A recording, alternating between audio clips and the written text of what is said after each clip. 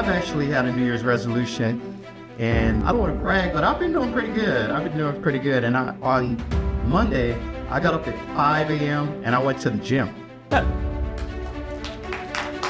Yeah. Cancel my membership. I'm saving money in 2024. In a world where attention spans are measured in seconds, how do you make sure your message stands out? Our speaker for today blends the precise logic of a career in tech with the vibrant human art of public speaking. This journey includes performances at local comedy clubs, becoming the District 101 2023 Toastmasters Humorous Speech Champion, and gaining millions of views on social media. He understands how the digital world has changed how we consume information. And he's here to show us how to make our professional presentations resonate like never before. Someone asked me, "You think you're gonna save the world making these videos?" You know, a bird doesn't sing because it has the answers. A bird sings because it has a song. Being authentic is something more important nowadays. And so you can do something, spontaneous. You can be sort of what's that word? Impromptu. So you can do something impromptu in the moment and connect with the audience. And when I was rapping, I had something called planned impromptu.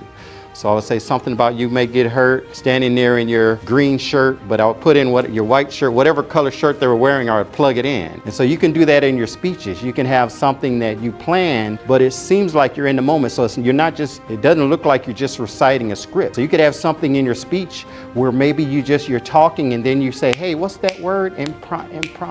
Impromptu. And it seems like you're just natural on stage and you're comfortable because you're able to do that, but it was actually a plan. Facts are remembered 22 times more if they're tied to a story. So an interesting statistic. And so you do something like that, or a question or a poll. And so this is traditionally how we engage audiences, and this is still a useful thing, but now that audiences want connection, we can opt for openings that connect us more with the audience. So some example of that could be a vulnerable story, a story where you're exposing something about yourself, you connect to the audience, or a joke. I open with a joke, the cell phone battery. And the reason you do a vulnerable story or a joke, it increases the hormone oxytocin in people, which is the connection hormone. So then the audience will feel more connected to you.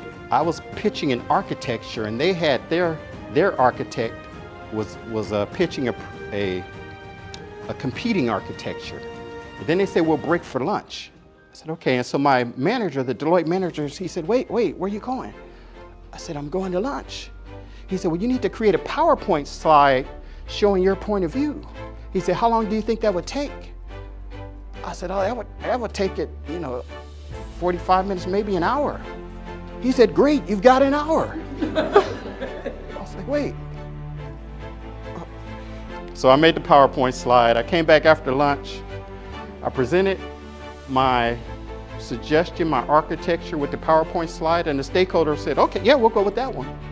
And then the guy who was proposing the competing architecture was like, well, yeah, we'll go with that one. It's like, oh. And that's when I realized he who has the PowerPoint wins. They talked about things like wage differences, and they said there was a gender pay gap, that women in same jobs may get paid less than men. But in that same study, they said the largest pay gap that exists is the communication pay gap. The gap between the wages of those who can communicate well and those who can't is the largest gap that exists. So if you want to increase your wage, improve your communication. If you want to be able to speak your views to the world, improve your communication. If you want to be able to solve your seaweed problem, improve your communication.